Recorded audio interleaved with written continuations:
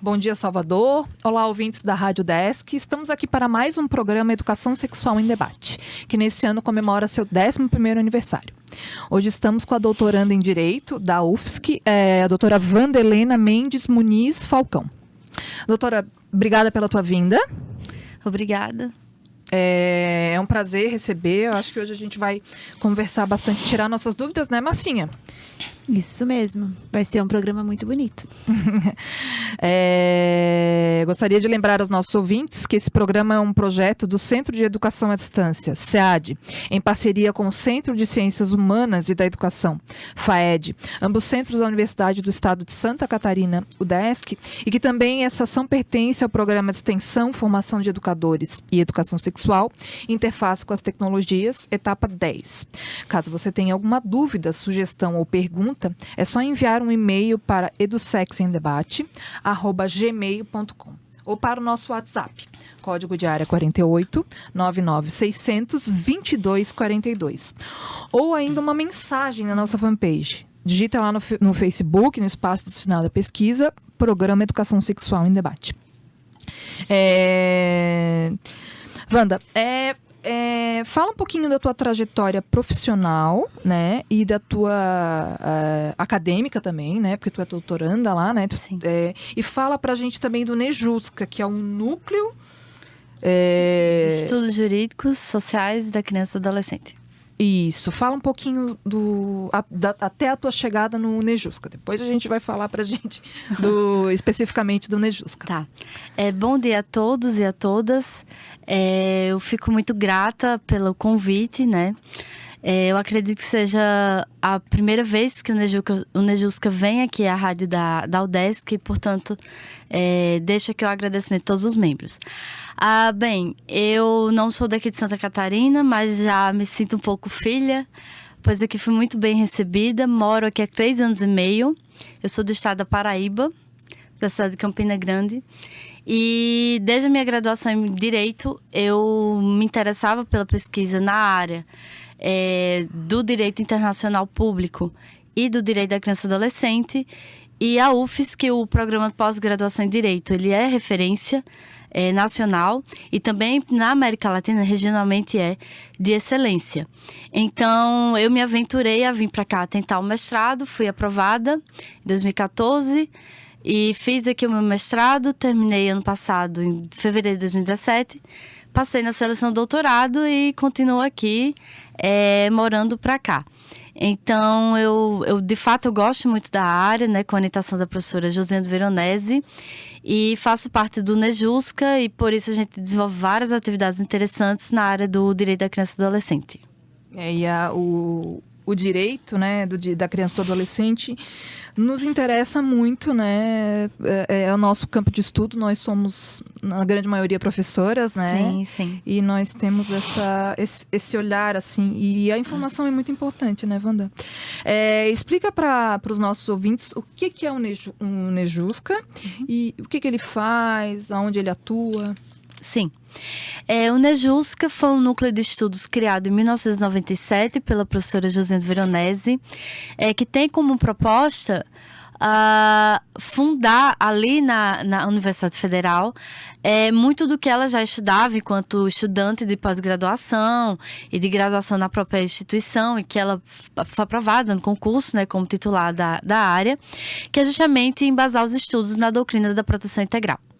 E isso vai ser paradigmático, porque em 1997 a gente estava ali ainda se adaptando ao Estatuto da Criança e Adolescente de 1990. Não é que até então a gente tinha a doutrina da situação regular muito bem viva com o Código de Menores de 79. Então, com esse rompimento que se teve, claro, com a Constituição Federal de 88 e a Convenção sobre os Direitos da Criança de 89 da ONU, a professora Josiane cria em 97 o grupo. Então, esse núcleo, ele agrega estudantes de mestrado, doutorado e também de graduação, que é para ter um incentivo desde a base, com a iniciação científica, e que já rendeu mais de 40 livros. Essa semana, segunda-feira, nós lançamos pré-lançamos o 43º livro do Nejusca, né? São obras lidas, relidas em todo o Brasil, né? Eu li a professora Josine lá na Paraíba, isso é uma coisa bem engraçada, porque a gente ouvia falar da professora Veronese Santa Catarina e por isso eu vim para cá também.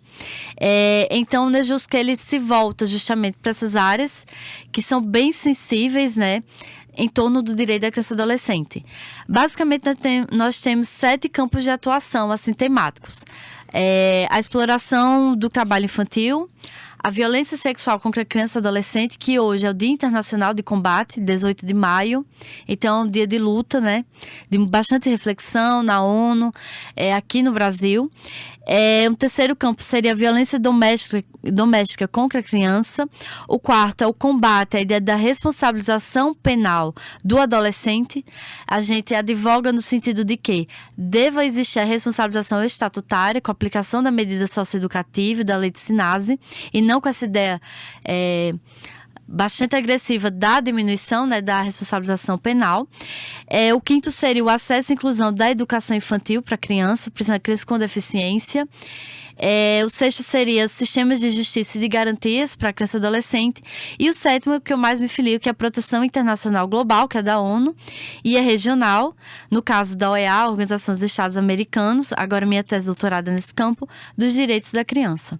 Então, vocês percebam como o Nejusca, ele trabalha de forma multidimensional e que isso já gerou várias teses de doutorado e de mestrado sempre nesse campo, tanto também prático, porque nós temos no nosso grupo juízes, promotores, advogados privados, advogados públicos e as pessoas mais dedicadas unicamente à academia, que é o meu caso, né? Eu tenho essa pretensão de ser professora e pesquisadora com exclusividade na área. Então é sempre um desafio trabalhar no Nejusca e uma responsabilidade enorme. Então é interessante que o grupo de pesquisa de vocês, ele mistura pessoas que estão já na área, promotores, juízes, né, que estão ali em loco, na ação mesmo, né? E também interessante isso, né, Massinha? O que tu achou? Sim, não. E é um leque amplo, né? E não restringe só para academia, né? Sim, é um leque bem amplo. Acho bem interessante. Porque é o acesso também, né? Que daí, ainda mais agora, que era um núcleo que eu desconhecia, né? E eu acho que, como eu, mais gente desconhecia. E agora, por meio da rádio, agora tá tendo esse conhecimento desse trabalho. Bonito, né? Uhum. E as temáticas do grupo, você já falou, né? A tua que tu vai fazer. Agora eu fiquei curiosa para saber o que você vai fazer na tua tese, que você falou que você se debruça. Pois é, a tese a gente não pode falar muito o que é que vai ser, né? Que ela tem que ter um inédito, surpresa, segredo, né? Só da defesa. Mas a tese, para mim, vai ser um momento de desafio enorme, porque na minha graduação no mestrado, eu sempre trabalhei com temas africanos, de conflitos armados e crianças. Então, a minha tese foi nesse sentido, né? Eu analisei em específico os casos do Sudão do Sul, que foram levados à ONU, em Genebra. Mas, para a tese de doutorado, eu estou me voltando aqui para a América Latina. É um desafio enorme para mim, porque é uma outra categoria que eu venho trabalhar, das infâncias latino-americanas, e que por isso eu estou sempre ali no diálogo com o pessoal da educação, da sociologia, para ter essa interdisciplinariedade com o direito. Então, a minha tese, o projeto, né, o desenho que a gente tem, vai ser justamente analisar as decisões da Corte Interamericana de Direitos Humanos, que fica na Costa Rica, voltadas para a proteção integral das crianças. Nisso eu vou escolher qual a categoria, qual o tipo de violência que a gente em si vai analisar, ou a violação mais genérica de direitos humanos, né? Então, são 4 anos, tem muito tempo ainda pela frente, mas eu vou me situar no campo do Sistema Regional de Proteção Interamericano, até para o meu conhecimento mesmo, porque eu sempre trabalhei com o sistema global, o sistema da ONU, né, os fóruns multilaterais. Agora eu venho trabalhar a jurisdição internacional no campo interamericano. Então, para mim, é uma coisa que me dá fôlego, porque são 4 anos e para minha formação e para o Nejusca. Porque a tese já exige um ineditismo. Mas nesses 21 anos, a gente não tinha tanto essa escalada internacionalista. E que com a minha dissertação e com outros pesquisadores, né, como é o caso da professora Cláudia, que está em São Paulo, já é doutora, do Eduardo Veronese, que é daqui também de Florianópolis, a gente vem trabalhando esse lado do direito internacional junto com o direito da criança. o que é muito rico. Próximo ano, a convenção da ONU vai fazer 30 anos, então a gente vai ter toda essa inclinação de produção, de evento, de divulgação, da importância que é esse documento jurídico internacional. Exatamente. Que interessante. Talvez você vai ter que viajar, não vai? Pois é, eu pensei em uma pesquisa, sim, talvez para Costa Rica, que é onde fica a corte. A Comissão Interamericana fica em Washington, D.C., mas eu não vou me deter às decisões, às propostas da corte, né? As investigações, mas sim da corte mesmo, a parte da jurisdição. O que a gente tem, Wanda, de novidade em termos de jurisprudência no que diz respeito ao direito da criança e do adolescente? Assim, a gente fala muito, por exemplo, um assunto que está em voga agora, a alienação parental, né? Sim. O que tem de novidade, assim, que a gente pode citar e dizer para os nossos ouvintes e instruí-los de alguma maneira a esse conhecimento? Eu acho que o primeiro ponto é mais ou menos dizer o que é jurisprudência, né? Que talvez os nossos ouvintes aqui não sejam tão do direito. Exato, então, pra gente também entender. Obrigada pela situar. Porque pra gente do direito já é normal falar essas palavras estranhas. Bem, a jurisprudência, basicamente, são as decisões dos tribunais, né? Como eles se comportam diante da matéria que é levada aos bancos das posses dos nossos juízes, né? No caso, eu aqui resolvi pensar mais os dois principais tribunais no Brasil. O STF e o STJ, que fica em Brasília, né? São as grandes cortes superiores. Bem, a jurisprudência no Brasil, ela teve que se modificar com a doutrina da proteção integral no Estatuto da Criança e do Adolescente. Porém, de pronto já... Quem é do direito lê, sabe e fica incomodado que há uma resistência de ainda se perpetuar coisas que não deveriam estar mais nessas ementas, que são essas decisões publicadas. O uso da palavra menor, situações que não visam a nova linguagem do direito da criança e do adolescente. Bem, saltando essa parte que é tensional do campo da linguagem, nas decisões, o que tem de novidade? Com o Estatuto de 90, muita coisa nova e boa, progressiva veio. Mas também muita legislação nova e adaptação dos tribunais. Eu penso aqui 3 decisões, tá? Pra gente se situar. Essa da alienação parental é uma discussão recorrente, principalmente da devolução das crianças quando estão na lista de adoção ou quando estão no estágio de convivência para esse processo. Da alienação parental, quando já se constitui esse elo familiar, né, seja da família natural, o pai e a mãe, a família biológica, ou da família substituta, que é aquela que adota essa criança. Então, sempre ter essa relação abusiva, né, de um dos pares contra a criança e contra o crescer. É um processo de violência. Então, os tribunais também vêm se posicionando em torno disso, se voltando para a proteção integral.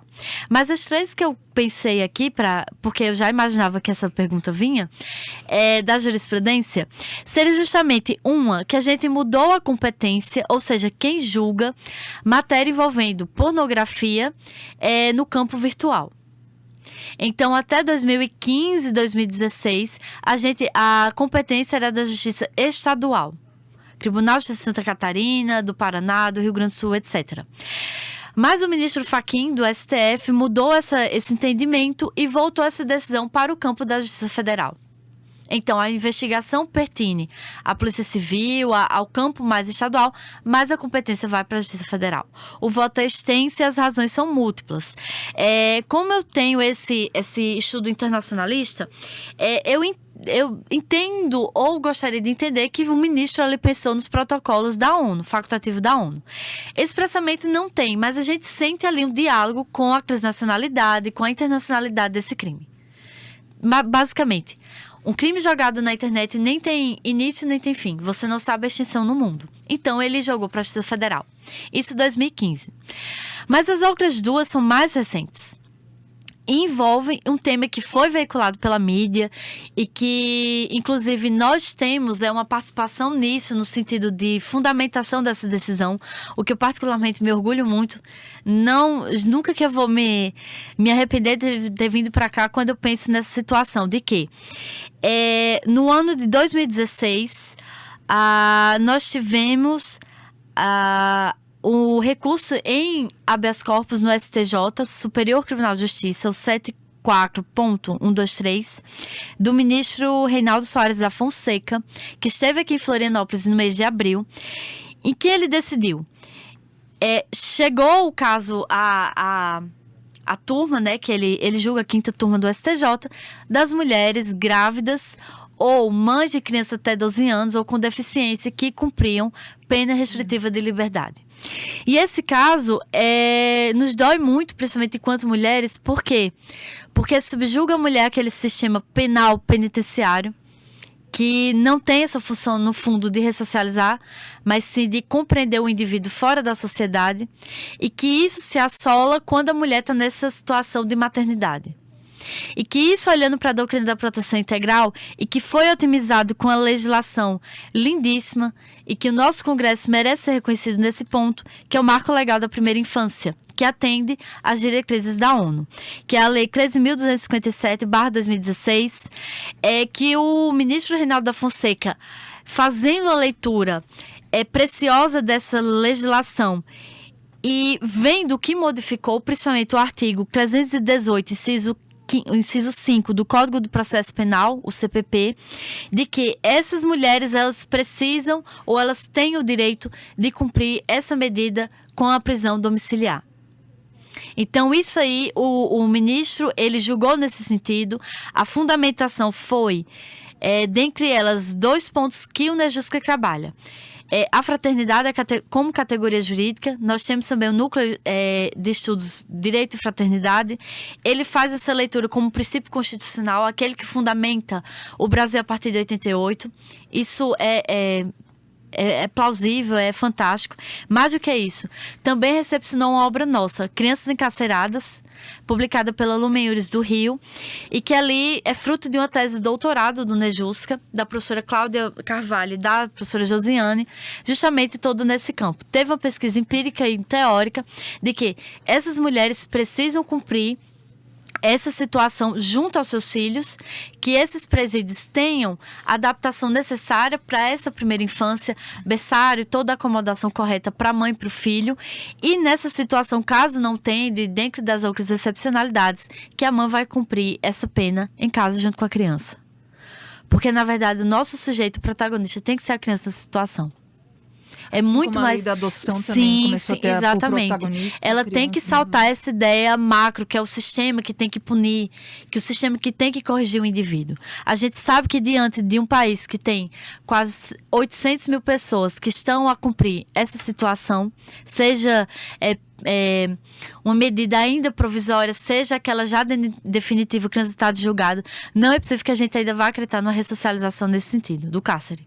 Principalmente quando se tem uma mãe com crianças que precisam estar junto da mãe, crescer no ambiente de afetividade. E não...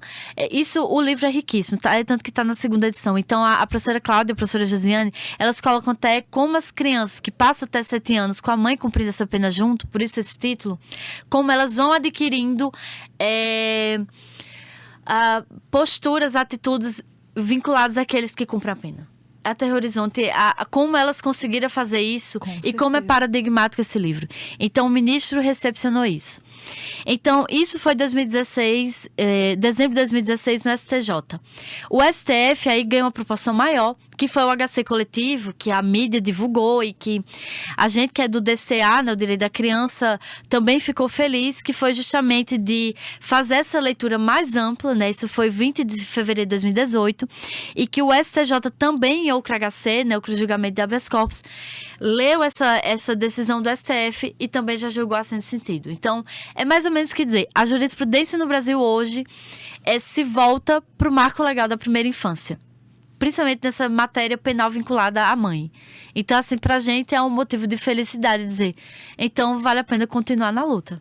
Exatamente. Tá dando certo. Parabéns pelo trabalho. Gente, para quem está sintonizando agora na Rádio Desk, a gente está com o programa Educação Sexual em Debate, e a convidada do programa de hoje é a doutoranda em Direito lá da UFSC, membro do grupo de estudos NEJUSCA, né, da criança e do adolescente, né, trata dos direitos da criança e do adolescente, doutora Wanda Helena Mendes Muniz Falcão. Chegou uma perguntinha do WhatsApp que tá bem temporal, tá em voga, um assunto que aconteceu no dia de ontem, né? Teve várias prisões ontem relacionadas à pornografia infantil, teve cerca de 200 prisões, inclusive no estado de Santa Catarina teve algumas pessoas presas, né? O que a OEA e a ONU fala sobre esses crimes relacionados à criança e adolescente, a pornografia infantil, né? Ótima pergunta. Eu li isso num dos jornais, né, daqui de Santa Catarina. Infelizmente, isso foi deflagrado. Infelizmente, no sentido que há o fenômeno. Felizmente que isso foi elucidado, né? Não elucidado no sentido de toda a investigação pronta, está bem no início, mas que foi jogada para a sociedade. Então, Santa Catarina entrou na rota de vários outros estados que também têm essa prática de forma muito bem articulada entre essas organizações, né? Espero eu que seja a polícia, né, as autoridades competentes façam a devida investigação e julgamento posterior. Bem, como a ONU e a OEA se posicionam com isso? Hoje, quando a gente pensa nesse marco que é o Dia Internacional de Combate à Violência Sexual e à Exploração de Crianças e Adolescentes, é justamente essa proposição da ONU de que chamar a comunidade internacional, os estados de países, as outras organizações internacionais, as empresas e nós, a sociedade civil, para que a gente crie redes de combate e de prevenção a essas práticas. Porque se nós formos olhar as causas e principalmente os efeitos que isso gera às crianças, à comunidade e à família, propõe, na verdade, um ambiente de hostilidade, de uma possibilidade que não tenha ali um desenvolvimento saudável para essa criança e para essa família. Então, há medidas de combate, isso já previsto em 89, com a Convenção sobre os Direitos da Criança, que tem um caráter vinculatório. Há isso também, de forma mais firme, no protocolo facultativo número 1, a Convenção, que também tem um caráter de vincular, que o Brasil é signatário e ratificante, que é justamente voltado a esses crimes voltados à venda, à exploração sexual, à pornografia, à prostituição infantil. Isso no ano de 2000, esse protocolo, que é uma legislação internacional. Então, nós percebamos também como as coisas são lentas, se a gente for olhar que isso é um tipo de prática muito antigo para a humanidade. Né? E que por vezes isso é muito aceitável, como também vinculado a essa situação da exploração sexual, o casamento infantil. Que o Brasil é o quarto maior no mundo, que crianças são casadas forçadamente ou são indicadas a isso, a casar com pessoas bem mais velhas. E que isso causa um impacto também, até principalmente, como essas crianças vão ser gestadas, como elas vão ser criadas por essa família. Então, a EA também se volta para isso, quando dá um fôlego à Comissão Interamericana de Direitos Humanos, que é um órgão não jurisdicional, fica em Washington, D.C., que faz todo esse papel de investigar, de denunciar isso para a Corte. E a Corte, que é um tribunal internacional, que vai julgar essa matéria. Então, a Corte, isso graças à presidência, né, por vários anos, de um brasileiro, o professor doutor Antônio Augusto Cansado Trindade, que milita no campo de direitos humanos e que fez vários julgamentos e campanhas para que os direitos da criança sejam respeitados pelos estados, né, que no caso da Corte são os estados latino-americanos, Estados Unidos e Canadá não fazem parte dessa jurisdição, para que eles se voltem para essa matéria e também específico à exploração sexual e ao combate à pornografia. Então, tem que ser um trabalho de cooperação internacional e também de vontade do Estado brasileiro. Porque não adianta só chegar lá em Nova York, em Genebra, e quando se é denunciado é réu lá na Costa Rica, ok, eu vou aceitar, eu vou ratificar esse tratado e tal. E, na verdade, internamente a gente não tem política pública para isso. Não vai adiantar, não vai mudar a situação real. Mas que o Estado brasileiro vem ao longo dos anos se preocupando com isso também. Mas que a gente espera, né, diante dessas crises institucionais que a gente vem passando, que isso não seja deixado de lado e que a infância continue a ser prioridade absoluta, como é matéria constitucional no 227, né, no artigo da Constituição Federal. A gente espera que isso seja pauta central ainda para a nossa República. Nós não podemos jamais esquecer das crianças e adolescentes. Exatamente. Mas assim, se a gente tivesse todos esses números, essas informações assim de legislação para poder falar assim, né? Sim. Essa memória assim de falar do ano, do ECA, o nosso querido ECA, e né? Se a gente tivesse todas essas informações. Esses dias eu estava conversando com uma colega, meu Deus, que vontade de ter isso, né? Assim, conseguir falar tudo, ano, data. Antes de 1988, pós 1988, como é que era aqui, como é que é na ONU, como é que é. Gente, mas é muito bonito esse trabalho de vocês, parabéns. Pela vontade, assim, pelo interesse, a gente vê um brilhinho no teu olhar, assim, quando você fala, assim, em direito de criança e do adolescente, né? Sim. Me diz pra mim qual é o grande desafio e dificuldade em lidar com essas questões, assim. Isso eu tenho anotado na minha dissertação de mestrado. O principal ponto é que a criança é minoria, no sentido não claro quantitativo, mas de condição social. Então, há uma relação de hierarquia, de sufocamento da criança, das culturas infantis e dos direitos da criança. Então, falar isso na própria universidade, que a gente precisa estudar o direito da criança e adolescente, que lá é eletiva, e por que a professora Josiane vem ter essa matéria, deixa eletiva, para que os alunos queiram fazer parte e não de forma obrigatória, impositiva. Que a gente tenha na pós-graduação no Brasil, de forma mais larga, essa matéria, que a gente tenha mais tese de dissertação. A gente precisa ter esse olhar acadêmico. Mas por quê? A partir desse estudo teórico, essa preocupação que a gente tem, de que isso chegue na sociedade civil fora dos muros da universidade. Mas isso é muito difícil. É muito difícil. Basta quando a gente abre uma rede social, quando a gente liga uma TV, abre uma revista, lê um jornal. Qual é a grande pauta que a gente tem muitas das vezes? Olha, o Brasil é um país muito violento, constrói mais presídio, encarcera mais, aumenta a pena e prende adolescente. Não é adolescente, não é uma pessoa em formação. É, na verdade, um mini bandido. Direitos humanos é para humanos bons. Né? Não é para todo mundo. Então, para adolescente que comete o crime, que na verdade não é crime, que as pessoas nem têm acesso à linguagem, nem leem o Estatuto da Criança e do Adolescente, nem enxergam a beleza que ele tem, e até na própria linguagem vão cometendo erros. O adolescente cometeu o crime, é o menor infrator, vai cometer tudo isso. Tudo errado. Tudo errado.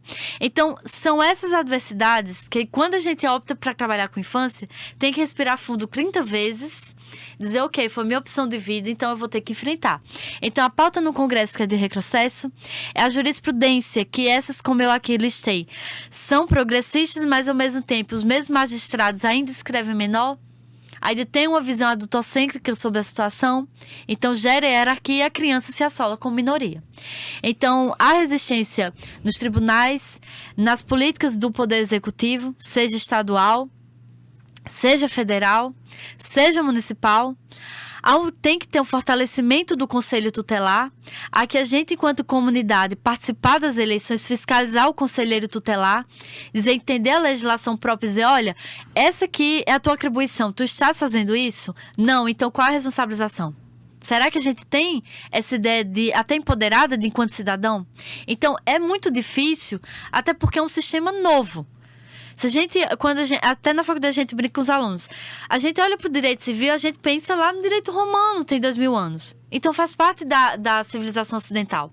Mas o direito da criança nesse modelo brasileiro, que é elogiado na ONU e em todo o mundo, ele é muito jovem. Ele é muito jovem. Vai fazer 30 anos ainda a legislação nova. Uhum. Então, a proteção integral, ela é um paradigma. Isso a professora Josiane milita desde sempre e a gente concorda com isso. Mas, ao mesmo tempo, ainda tem resistência no Brasil. Né? Você vê palestras, como eu ouvi lá no Rio, ainda falando direito penal juvenil. Direito penal juvenil. Isso é muito complicado, porque se a gente olha para o Código de Menores de 1927, ali era a realidade brasileira. É a de coerção, o menino é o vadia, o menino de capoeira, na verdade é o filho neto do escravo que a gente tem que colocar para senzalas da vida, não foram fechadas. Então, você vê lá no Rio, que é uma capital de grande repercussão, que acontece lá na UFRJ, palestra nesse sentido. Aí vem Santa Catarina na posição contrária. E que a gente tenta multiplicar isso. Então, é uma resistência, mas que a gente tem que ter consciência que tem que seguir. Não, que bom que o STJ leu a nossa obra e que julgou favorável à proteção integral. Então, a principal resistência é essa. É que a sociedade civil brasileira perceba que a criança faz parte dela, que a criança tem seu lugar de fala. A criança, ela precisa falar e ser escutada. E isso a gente tem que todo dia na prática dizer ao outro, ao vizinho, ao familiar, a todo mundo dizer, olha, não é bem assim. A criança também é cidadã. A criança é sujeito ativo social, ela é sujeito de direitos, a criança e adolescente. Então, as principais exigências são várias. Mas a maior força que a gente tem que ter dentro de si é acreditar que vai mudar alguma coisa, vai melhorar a situação. Wanda, a gente está com o tempo bem esgotado aqui. Tens alguma dica de leitura para dar? Ou dá o contato lá do Facebook, tá. Que daí a gente encerra? Claro. Bem, contato de leitura, por um acaso a professora também, ela ministra aula de Direito e Literatura na pós-graduação. Que é uma disciplina lindíssima que encerrou agora lá no Direito, e que a gente lançou um livro segunda-feira de Direito e Literatura, e várias das obras envolviam infância, claro. A gente só pensa nisso e adora isso.